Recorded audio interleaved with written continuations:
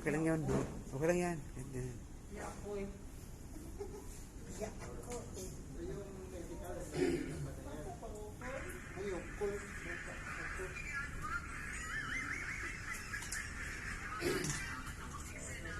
Pre. Kismas. Kabunan yung ilog ng laki ng buta.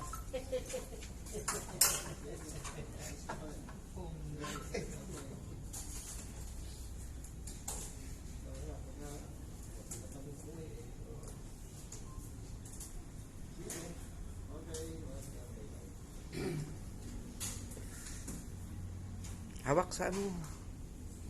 Ladir yan.